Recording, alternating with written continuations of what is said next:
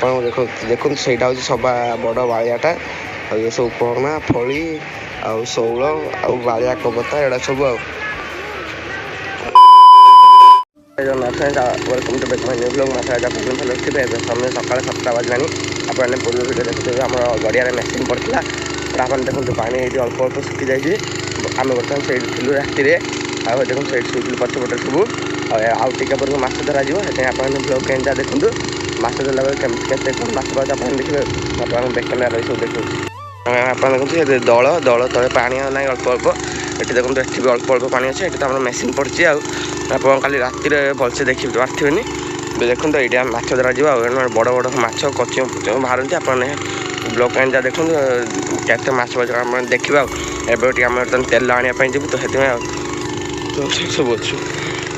ରାତିରେ ଟାୟାର ମାୟାର ଜାଳି ଗେଟ୍ ଦେଇକି ସବୁ ଥିଲୁ ଏଠି। ଦେଖନ୍ତୁ ଆଉ ଗୋଟେ ମେସିନ୍ ପଡ଼ିଲା ମାନେ ହେଟା ଏତେ ଶୁଖିଲାଣି ବି ହେଠି ଗୋଟେ ମେସିନ୍ ପଡ଼ିଛି। ଏଠି ଗୋଟେ ମେସିନ୍ ପଡ଼ିଛି। ଏବେ ଆମେ ତା ଭିତରକୁ ବସି ମାନେ ଦଳ ସଫା କରିବା ପାଇଁ ମାନେ ବୁଭାଇ ଆଉଛି ସେ କ୍ୟାମେରା ଧରିବ। ନାଇଁ ମୁଁ ଦଳ କାଢ଼ିତେ ଯିବୁ ଭିତରକୁ। ଆଉ ଦେଖନ୍ତୁ ତ ସାଙ୍ଗମାନେ ବର୍ତ୍ତମାନ ଦେଖନ୍ତୁ ମୁଁ ପାଣି ଭିତରେ ଯାଇଛି ଦଳ ଟାଣିବା ପାଇଁ। ମୁଁ ଗେଲା ମାନେ ବଡ଼ ଆକାଶ ସବୁ ଦାୟିତ୍ୱ ଟାଣୁଛୁ। ଦେଖନ୍ତୁ ଦଳ ଦଳ ଟାଣିଲେ ତା ଭିତରେ ମାଛ କଚଙ୍ଗ କ'ଣ ଗଳିକି ରହିଥିବେ। ଆଉ ଆପଣ ଦେଖନ୍ତୁ ଏବେ ଟାଣୁ ଗେଲା ଟିକେ ଥକି ଯାଇଛି। ଏବଂ ସେ ଠିଆ ହେଇଛି ଦେଖନ୍ତୁ ବୁଭାଇ କ୍ୟାମେରାରେ ଧରିଛି। ମୁଁ ଆସି ପଛର ଭଏସ୍ ରେକର୍ଡ଼ଟା କରୁଛି। ଆଉ ଏମିତି ମାନେ ହେଠି କଲେ ଶୁଭିବନି ତ ସେଥିପାଇଁ। ଆଉ ଦେଖନ୍ତୁ ପୁରା ଏତିକି ଦଳ ଯେତିକି ଅଛି ସବୁ ଟାଣିବୁ। ହାଲତ ଖରାପ ହେଇଯିବ। ଖରା ଯେଉଁ ଖରା ତା ଦେହରେ ଦଳ ଟାଣ ଭାରି ବାଧିବ। ଖାଲି ଭିଡ଼ିଓକୁ ଏମିତି ଦେଖନ୍ତୁ ମୁଁ କେତେ ମାଛ କ'ଣ ପାଉଛି ଆପଣ ଜାଣିପାରିବେ। ଦେଖନ୍ତୁ ଦଳ ଟାଣିଲା ଭିତରେ ଗୋଟେ କଉ ମାଛ ପାଇଯାଇଛି। ବର୍ତ୍ତମାନ ମୁଁ ସେଠି ଯାଉଛି ହାଣ୍ଡିରେ ରଖିବେ। ଆଉ ଏସବୁ ଦେଖନ୍ତୁ ପୁଣି ଟାଣିଲା ଭିତରେ କେତେ କ'ଣ ମାଛ ବାହାରିବେ। ଆଉ ଦେଖନ୍ତୁ ଗେଲା ଗୋଟେ କ'ଣ ବଡ଼ ମାଛ ଧରିକି ନେଇକି ଯାଉଛି। ଦେଖନ୍ତୁ ବଡ଼ ସବୁ ଗୋଟେ ଦଳ ତଳକୁ ପାଇଲା। ଦେଖନ୍ତୁ ଏଠି କଚାଡ଼ି ଦେଲା ଧରି ପାରୁନାହିଁ ଧରା ଶିଖିନି ତ ଭଲସେ। ତେଣୁ ସେ କଚା ଦେଇ ଏଇଠି ବର୍ତ୍ତମାନ ସବୁ ଏକାଠି ହେଇକି ଟାଣୁଛୁ। ମାନେ ଏଇଠି ଦଳ ଭିତରେ ଭଲ ଭଲ ମାଛ ଅଛନ୍ତି ତ ସେଥିପାଇଁ। ଆଉ ଦେଖନ୍ତୁ ଦେବୁ ଗୋଟେ ପାଇକି ରଖିଲା ଟ୍ରେ ଭିତରେ। ଆଉ ଦେଖନ୍ତୁ ମୁଁ ବର୍ତ୍ତମାନ ସେଠୁ ପାଣିରୁ ଉଠିକି ଆସିକି ଏଠି ଯେଉଁ ଫୁଟଲ ପାଇପ୍ ପାଖରେ ଚୁନା ମାଛ ବାହାରନ୍ତି ତ ସେଥିପାଇଁ ଏଠିକି ଆସିଛି। ମୁଁ ଖେପିକି ଦେଖୁଛି ମାନେ ପ୍ରବଳ ଚୁନା ମାଛ ଆଉଛନ୍ତି। ଆପଣ ମୁଁ ଏଠି ଖେପି ଦେଖୁଛି ପୁରା ଲାଷ୍ଟକୁ କେତିକି ଚୁନା ମାଛ କ'ଣ ପାଇଲି ଆପଣ ଦେଖିବେ। ଆଉ ପ୍ରବଳ ଚୁନା ମାଛ ଆଉଛନ୍ତି। ମୁଁ ତ ହେଠି ପାଣି ଭିତରେ ଏଠି ଦେଖିନଥିଲି ସବୁ ମାଛ ବାହାରି ସାରିଲେଣି ଆ ଭିତରେ। ଆପଣ ଖାଲି ଟିକେ 2 ମିନିଟ୍ 3 ମିନିଟ୍ ଯାଉ ଆପଣ ଖାଲି ଦେଖିବେ କେତିକି ଚୁନା ମାଛ ଧରିକି ଆପଣ ଦେଖେଇବୁ। ସାଙ୍ଗମାନେ ଆପଣ ଦେଖନ୍ତୁ ଏତିକି ଚୁନା ମାଛ ପାଇଛି। ଆଉ ସେଇ ସବୁ ପାଇପରେ ଯାଉଥିଲେ ସବୁ ଅଛି। ଦେଖନ୍ତୁ ବଡ଼ ଟାଟ୍ରା ଚିଙ୍ଗୁଡ଼ି ଗୋଟେ ମାନେ ଧରିଲି ମୁଁ ନିଜେ। ଏବେ ଦେଖନ୍ତୁ ତାର ମାଛ ଧରା ଧରି ସରିଲା।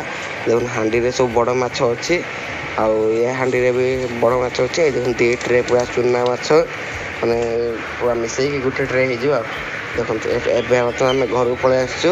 ଏଠି ବର୍ତ୍ତମାନ ମାଛ ଭାଗ କରାକରି ଚାଲିଛି। ଆଉ ମାନେ ଯିଏ କିଣିକି ନେଉଛି ଏମିତି ଆମର ଦୁଇ ଘର ଭାଗ ହେଉଛି। ଆଉ ହେଠି ଚୁନା ମାଛ ହେଉଛି ଏଠି ବଡ଼ ମାଛ ସବୁ ହେଉଛି। ମୁଁ ଆପଣଙ୍କୁ ଦେଖନ୍ତୁ ସେଇଟା ହେଉଛି ସବା ବଡ଼ ବାଳିଆଟା।